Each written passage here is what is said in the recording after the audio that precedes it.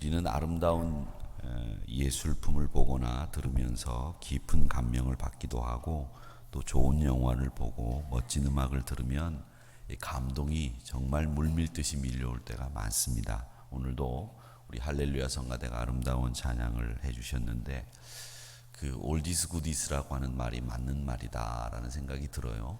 찬양 중에서도 사랑의 종소리는 꽤 오래된 찬양인데도 역시 들어도 아름답고 귀한 찬송이다, 이런 생각이 들고요. 그 오래된 찬송들을 요즘에 잘 안 하는데 한 번씩 이렇게 해주시면 참 좋겠다, 이런 생각이 들어서 오늘 찬송도 저희들에게 큰 은혜도 끼치고 말씀도 더 풍성하게 들을 수 있는 마음 자세를 허락하신 것 같아요. 제가 그 배낭을 짊어지고 배낭여행을 한 적이 있었는데, 그때 그 유명한 크림트의 키스라고 하는 명화가 있습니다.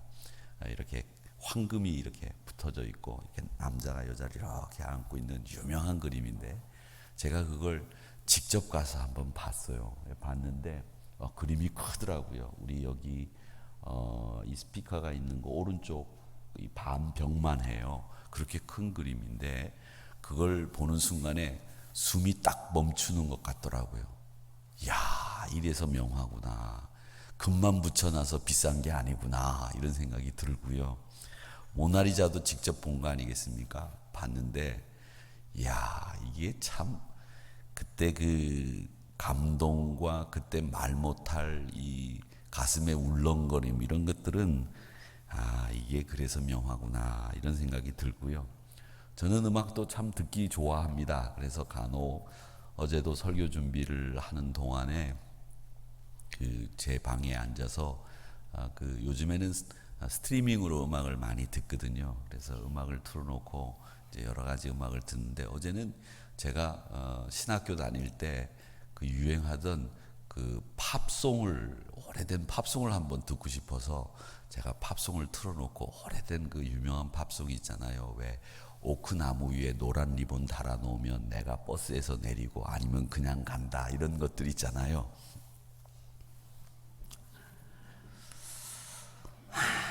코드가 좀 맞았으면 좋겠는데 맞는 분들은 고개를 끄덕거리고, 그런 음악을 틀어놓고 설교를 준비하는데 굉장히 좋더라고요. 그래서 이게 참 가끔씩 이런 음악도 들어야 되겠다, 이런 생각이 드는데, 제가 얼마 전에 두 교황이라고 하는 영화를 봤습니다. 영화 얘기를 뭐 종교 신앙과 관련된 그런 이야기가 아니면 여러분들에게 뭐 해드릴 필요는 없는데, 라칭거라고 하는 베네딕토 16세 교황이 이번 교황에게 살아계시면서 교황직을 물려주는 과정에서 일어났던 에피소드를 영화로 만든 그런 내용입니다.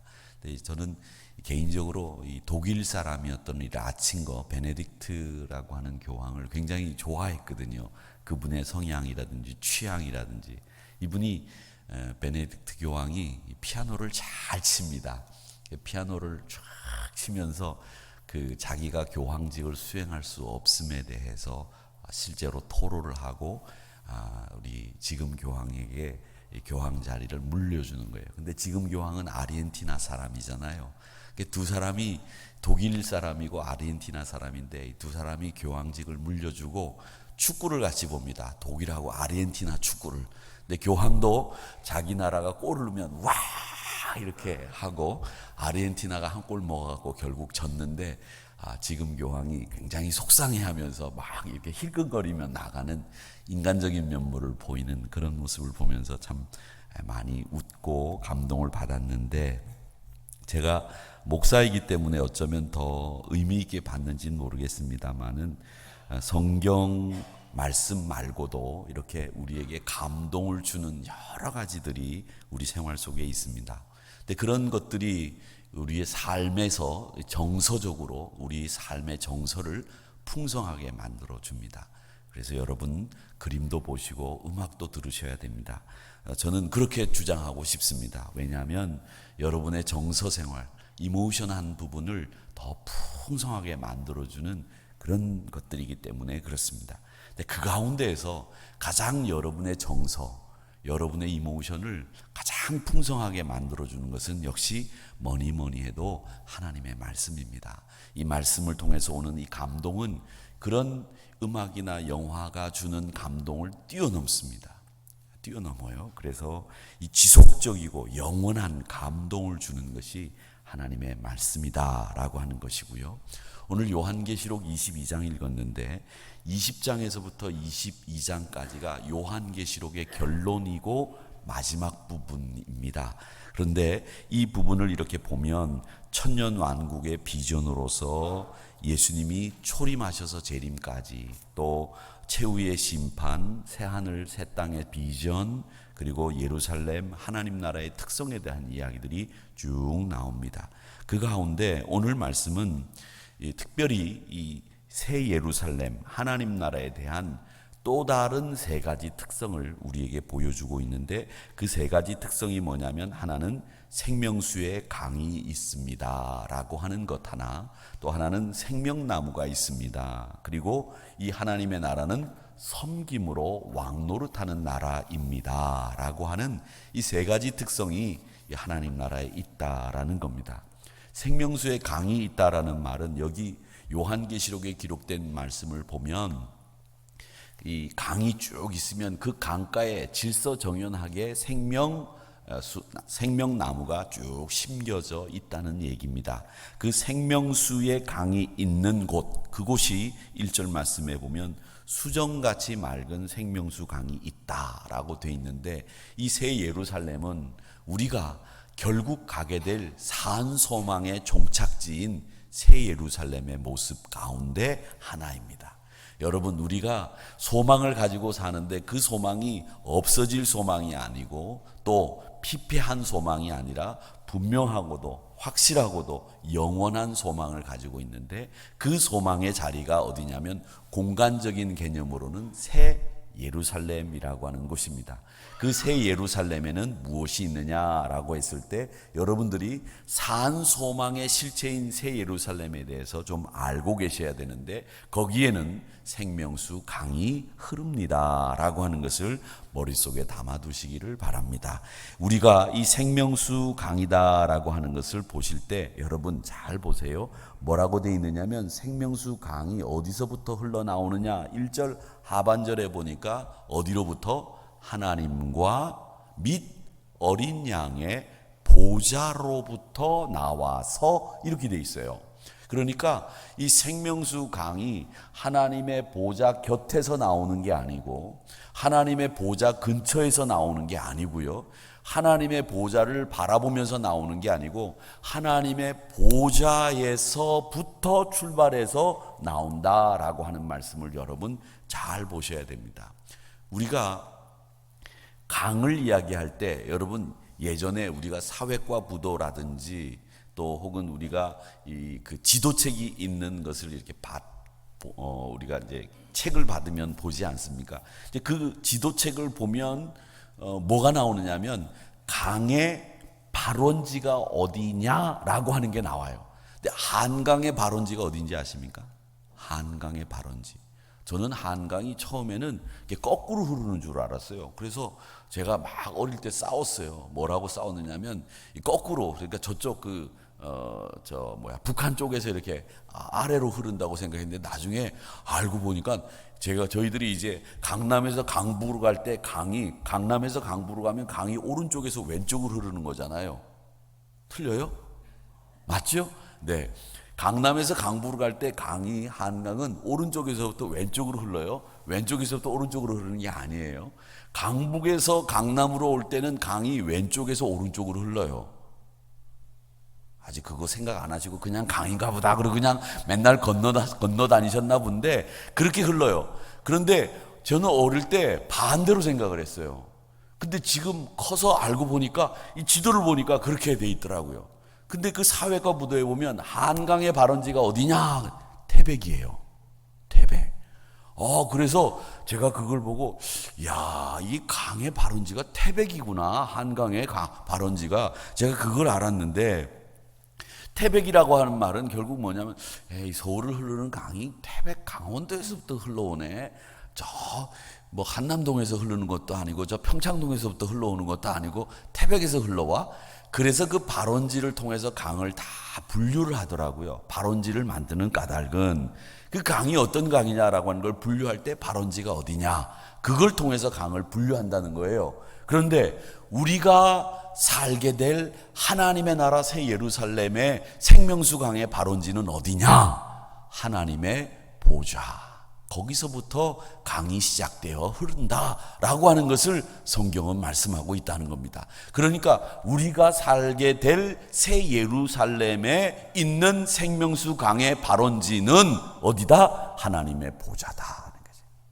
여러분, 그 하나님의 보좌라고 하는 그 말은 뭐냐면 정말 풍성하고, 그 하나님의 보좌에서 나오는 생명수 강은 이건 마름이 없고 지침이 없고 맑은 수정 같은 생명수 강이다, 이렇게 말씀을 하시고 있습니다. 이 말씀을 성경학자들은 뭐라고 얘기하느냐면 그 생명수 강의 물을 성령이라고 해석을 합니다. 왜 성령이라고 해석을 하냐면 요한복음 7장에 나오는 말씀을 가지고 성령이라고 해석을 해요. 그래서 예수님이 명절 끝날에 많은 사람들에게 말씀하시는데 성경의 이름과 같이 그 배에서 생수의 강이 흘러나오리라, 그 생수의 강을 믿는 사람들에게 줄 것인데 그 생수의 강이 뭐냐면 성령을 가리켜 말씀하신 것이다, 이렇게 얘기하고 있거든요. 그런데 그때까지 이 성령이 그들에게 이 마가의 다락방에서 기도하기 전이었기 때문에 성령이 임하기 전이었다라고 하는 말씀이 요한복음 7장 37절, 8절, 9절에 쭉 나옵니다. 그러니까 이 말씀을 근거해서 우리가 가게 될 새 예루살렘의 생명수 강은, 그 생명수 강의 맑고 수정한 수정같이 맑은 물은 성령이다, 이렇게 해석을 합니다. 그러니까 여러분, 이 땅에서 여러분들이 성령 충만한 생활을 해야 되는 이유는 그 성령 충만함이 여러분들에게는 맑은 수정 같은 생명수 강을 먹고 사는, 장차 우리가 살게 될 그 나라의 모습을 여기서 맛보는 거라는 겁니다. 그래서 여러분들은 천국에서 누릴 것을 다 누려야 되지만 이 땅에서도 천국에서 누릴 것들을 미리 맛보면서 살아가시는 소망의 성도들이 되시기를 주님의 이름으로 축원합니다.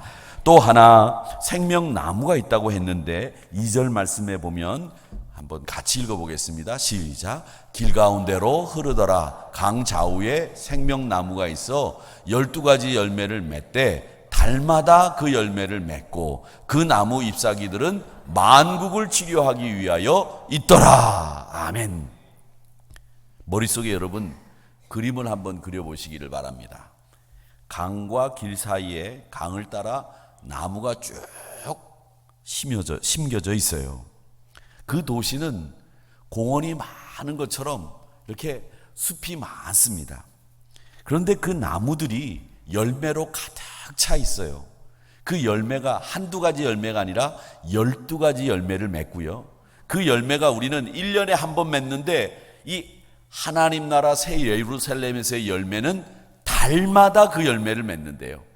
5월 달에, 6월 달에, 7월 달에, 8월 달에 매달 열매가 열린대요. 그래서 달마다 열매가 열립니다. 그리고 그 나무의 잎사귀는 우리를, 모든 사람을 치료하는 치료제래요. 여러분, 제가 분명하게 말씀드리죠. 이 생명나무라고 하는 것의 실체를 여러분 아셔야 됩니다. 생명나무는 성경에 기록된 대로 달마다 열매를 맺습니다. 그 잎사귀는 만국을 치료하는 치료제입니다. 그리고 그 나무는 12가지 열매를 맺습니다. 이게 생명나무의 특징이에요. 근데 여러분, 생명나무는 어디서 또 들어보셨나요? 생명나무는 선악을 하는 생명나무가 에덴 동산 중앙에 있지 않았습니까? 근데 그 나무를 하나님께서 열매를 따먹지 말아라, 그렇게 아담과 하와에게 말씀하셨는데 이 하와가 거기 가서 따가지고, 뱀의 유혹을 받아서 따가지고 와서 아담과 나누어 먹었습니다. 여러분, 그런데 그 생명나무는 제가 이렇게 가만히 보니까 왜 하나님이 말이야 그 나무를 열매를 먹지 말라고 하셨을까? 그냥 야 다른 것도 다 니네 것이니까 이름도 니네가 다 지었으니까 마음껏 먹어라 이렇게 했으면 죄 지을 일도 없는데 하나님이 죄를 짓나 안 짓나 보려고 우리를 시험하시려고 요거 먹지 마라 알았지? 짓궂은 장난꾸러기처럼 우리에게 그렇게 시험거리를 만드셔가지고 곤란하게 만드신 것이 하나님이 아니겠는가 이런 생각을 한 번쯤은 다 해보셨을 거예요. 그런데 가만히 보니까 하나님이 이 요한계시록 22장의 말씀에 생명나무에 대한 이야기를 쫙 보면 깨달아지는 게 있어요. 그게 뭐냐? 생명나무를 먹을 때가 있는데 하나님이 그 때가 아닌 것을 아시고 그건 먹지 마라. 나중에 먹을 때가 있다. 이 말씀을 안 하신 거예요. 그리고 하나님이 먹지 말라 이렇게 말씀하셨는데 그 때를 모르는 아담과 하와가 그걸 가서 넙죽 따가지고 먹어버린 거예요. 그리고 아담은 받아먹고 말이죠. 그러니까 이 생명나무는 여러분 먹을 때가 있어야 되는데 그 때를 우리가 모르는데 하나님이 그 때를 알고 먹을 때가 있으니까 기다려라 이렇게 말씀하시는 거예요. 왜 어릴 때 우리가 맛있는 거를 쫙 어머님이 해놓고 난 뒤에 아빠가 올 때까지 기다려라 그랬는데 그건 몰래 아빠가 오기 전에 너무 먹고 싶어가지고 가가지고 훔쳐 먹은 것과 똑같다는 거죠. 저는 그런 생각을 해봅니다. 여러분 생명나무의 열매를 우리가 먹을 때가 있다는 거죠. 그 생명나무가 무엇을 상징하느냐? 이 생명나무는 우리가 영원히 살 수 있는 하나님의 영생을 우리가 누릴 수 있다라고 하는 것을 상징하는 말씀입니다. 창세기에 보면 이 생명나무를 먹고 난 뒤에 아담과 이 하와가 에덴 동산에서 신락원 할 때, 추방당할 때 창세기 2장 9절에서 뭐라고 말씀하셨는가 하면 이렇게 이야기했습니다. 3장 22절에 보면 이런 말씀을 했습니다. 하나님 여호와께서 이르시되 보라 이 사람이 선악을 아는 일에 우리 중 하나같이 되었으니 그가 그의 손을 들어 생명나무 열매도 따먹고 영생할까 하노라 하시고. 이게 무슨 말씀이에요? 영생할 그 영생의 때를 하나님은 정해놓으신 거예요. 그런데 그 정해놓은 영생의 때를 우리 인간이 함부로 범접하고 건드린 거죠. 하나님의 영역과 우리 인간의 영역이 따로 구분되어 있는데 그 영역을 구분하지 못했어요. 내가 해야 될 일과 저 사람이 해야 될 일을 구분하지 못한 거죠. 여러분 구분 잘 하셔야 됩니다. 여러분들이 해야 될 일과 여러분들이 하지 않아야 될 일, 이걸 구분하는 것도 지혜요, 이걸 구분하는 것도 믿음의 사람들은 항상 잘 하셔야 된다는 겁니다. 생명나무 열매를 마음껏 따먹고 풍성한 열매를 또 생명을 누릴 수 있도록 만들어주신 때가 있는데 그걸 잘 몰랐던 거예요. 그래서 전도서 기자도 죽을 때가 있으면 날 때가 있고 먹을 때가 있으면 내놓을 때가 있는 거고 들어갈 때가 있으면 나올 때가 있는 거고 너희들이 은혜 받았으면 그 은혜를 가지고 열심히 살 때가 있으면 쉴 때도 있다. 이런 말씀들을 하신 거예요. 다 때가 있는 거죠. 그러기에 여러분 우리가 살게 될 하나님의 나라, 사한소망의 나라는 어떤 나라냐? 생명나무로 영생을 누리는 죽음이 없는 곳이라고 하는 것을 여러분 기억하시기를 바랍니다. 이 죽음이라고 하는 게 참 문제 중에 문제인데 이 죽음을 우리 인간들은 제일 두려워합니다.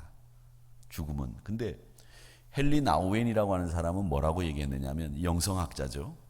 죽음은 하나님이 우리에게 주신 가장 큰 선물이다. 그렇게 얘기를 했어요. 하나님, 죽음이 무슨 가장 큰 선물입니까? 말도 안 되는 소리를. 나우엔이 정신 나갔나? 죽음이 무슨 가장 큰 선물이야. 이렇게 말씀하실 수 있는데 헨리 나우엔은 죽음이 왜 우리에게 가장 큰 선물이냐라고 하는 이야기를 설명해 둔 자리가 있어요. 왜 설명을 이렇게 해놨냐면 이 헨리 나우엔은 이런 얘기를 합니다. 죽음이 왜 우리에게 가장 큰 선물인고 하면 죽음 앞에서 우리는 어린아이가 되지 않으면 죽음을 맞이할 수 없다. 이렇게 얘기합니다. 그러니까 죽음 앞에서는 하나님을 절대 의지하는, 왜 우리 어린아이들은, 여기도 지금 우리 BCM 교회학교 어린이들이 나왔지만 부모님을 의지하지 않고서는 아무것도 할 수가 없습니다. 그렇죠? 외국 같은 경우에는 어린아이들은 학교를, 베트남만 해도 그래요. 학교를 부모님이 데려다 주고 또 학교가 끝나면 부모님이 학생을 받아서 데리고 와야 됩니다. 학생들끼리 집에 가는 법이 없어요. 우리나라는 워낙 안전하고 치안이 좋기 때문에 학생들이 학교를 지가 왔다 갔다 하지만 외국에서는 어린아이들, 초등학생들은 학교를 가고 오는 건 부모가 가서 라이드를 하고 픽업을 해와야 됩니다. 그렇지 않으면 학교 못 가요. 그건 뭘 얘기하냐면 어린아이들은 절대 부모의 보호 아래 있어야 된다라고 하는 교육 원칙에 의해서 그렇게 하는 거거든요. 그 말은 뭐냐면 어린아이들은 부모의 보호를 받아야 되고 부모는 어린아이를 보호해야 되고 어린아이들은 부모를 절대 의지해야 된다는 거죠. 자, 그 어린아이가 되라고 하는 말은 뭐냐면 우리가 죽음을 맞이하기 전에 어린아이와 같이 하나님을 의지하는 마음이 없으면 죽음을 맞이할 수 없다는 겁니다. 건강하게. 그래서 우리가 하나님을 절대 완벽하게 100% 의지하는 때, 그때가 죽음의 때이기 때문에 이때만큼 하나님을 의지하는 때가 없어. 그래서 죽음이 우리에게는 가장 큰 하나님의 선물이야. 이게 나우엔의 설명이에요.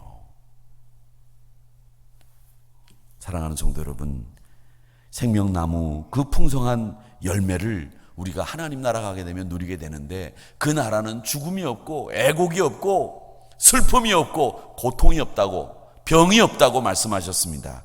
이런 풍성한 열매를 맺으면서 살게 될 날을 소망하는 저와 여러분이 되시기를 주의 이름으로 축원합니다.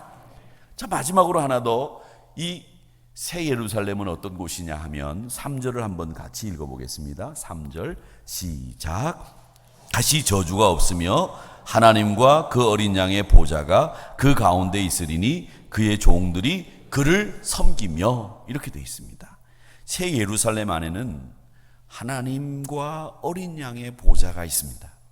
보좌는 하나님의 주권을 나타내는 말이죠. 그 주권 앞에 온 백성이 순종을 하고요, 그 순종하는 자리에서 온 나라 백성들이 왕노릇 한다는 거죠. 여러분들이 왕노릇하는 나라, 그 나라가 새 예루살렘입니다. 자, 왕노릇을 한번 해볼까요? 여러분, 걔 있느냐? 한번 해보시고요, 집에 가셔서, 지금은 하시면 너무 소란스러우니까 여봐라, 예이, 누군가가 한 번씩 그렇게 해보시기 바랍니다. 왕노릇하는 나라. 그런데 여러분, 제가 이걸 왜 해보라고 말씀드리냐면, 왕노릇인데 그 왕노릇을 옛날 왕처럼 힘으로 군림하는 왕노릇이 아니라 섬김으로 왕노릇하는 나라라는 거예요. 군림하는 왕노릇은 시간이 제한이 되어 있습니다. 때가 돼서 죽으면 그 왕노릇을 아들에게 물려줘야 되고요, 왕노릇하는 대통령도 때로는 왕노릇이 끝나면 감옥에도 가고요, 탄핵도 당하고요. 그게 왕노릇하는, 군림하는 왕노릇하는 사람들의 끝이에요. 그런데 우리가 섬기는, 우리가 왕노릇하는 그 왕노릇은 섬김으로 왕노릇하기 때문에 누구의 제한도 받지 않고 법의 저촉도 받지 않고 우리는 마음껏 왕노릇할 수 있다는 거예요. 왜? 섬김의 왕노릇이기 때문에. 여봐라, 예이, 이리 오너라, 예이, 내가 너의 발을 씻겨주겠다. 알겠습니다. 왕노릇, 그건 누가 막지 않잖아요. 여봐라, 예이, 내가 오늘 점심을 쏘겠다. 예. 그 섬김의 왕노릇은 누가 먹지 않잖아요. 여봐라, 예, 내가 오늘 예배 끝나고 너희들을 다 업어주겠다. 오늘 업어줄 사람들 많죠? 왕노릇 하는데 그 왕노릇이 남에게 명령을 하고 군림을 하는 왕노릇이 아니라 섬김의 왕노릇이기 때문에 누구도 막을 수가 없고, 그건 시간적인 제한도 없는 왕노릇을 하나님 나라 새 예루살렘 가게 되면 하게 된다는 겁니다. 여러분, 이 왕노릇의 주인공이 되시기를 주님의 이름으로 축원합니다. 마태복음 20장 28절의 말씀에 보면 인자가 온 것은 섬김을 받으려 함이 아니라 도리어 섬기려 하고 자기 목숨을 많은 사람의 대속물로 주려고 왔다. 그렇게 말씀을 하셨습니다. 우리가 새 땅을 갈망하고 새 예루살렘을 갈망하는데 그 갈망하는 것만큼 이 땅에서도 하나님 나라를 산 소망을 가지고 누리고 살려면 여러분 섬김의 왕노릇 하시기를 주의 이름으로 축원합니다. 식당에 가면 섬기세요. 먼저 물컵에 물 따르고 탁 놓고 수저도 갖다 놓으시고 또 섬기시는 분들이 계신데 거기에다 대고 네 된장국 하나 주세요, 된장찌개 하나 주세요 이렇게 말씀하시죠. 된장국, 김치찌개 이렇게 하지 마세요. 우리 한우리 성도님들은 여기 밑에 내려가면 한우리 교회 성도라고 하는 것을 다 알아요. 그렇기 때문에 가시면 제일 겸손하게 시키십시오. 허락하신다면 제가 돈을 지불해 드릴 터이니 김치찌개 하나를 만들어 주실 수 있을까요? 여기까지는 말 못하더라도 그런 마음을 가지고 음식을 시켜서 드시기를 바랍니다. 여러분, 그러면 그분들이 나올 때 감사합니다. 요거 남은 음식 아니면 요거 제가 만든 김치인데 가지고 가서 드세요. 그래서 저 많이 갖다 먹었습니다. 우리 장로님들하고. 그렇게 하세요. 아셨지요? 여긴 왜 대답 안 해? 아셨지요? 섬김의 왕노릇 하시기를 주의 이름으로 축원합니다. 겸손하게 그렇게 사는 것이 새 예루살렘을 사는 것을 지금 여기서 훈련하는 거예요. 생명나무가 있는 것, 그 생명나무의 열매들을 여러분 여기서 따먹는 것처럼 사시기 바랍니다. 생명수강이 흐르는 그 성령을 여러분 충만하게 여러분 심령 속에 담아서 사시기를 축원합니다. 그런 것이 산소망의 사람들이 살고 있는 모습들이에요. 그래서 생명나무 열매들을 먹은 영생의 주인공처럼 성령 충만하여 생명수강에서 흐르는 물을 먹은 것처럼 그리고 섬김의 왕노릇하는 모습으로 새 예루살렘에서 사는 그 모습을 여기서 산소망의 주인공들이 많은 사람들에게 보여주는 우리 한우리 성도님들이 되시기를 주님의 이름으로 축원합니다.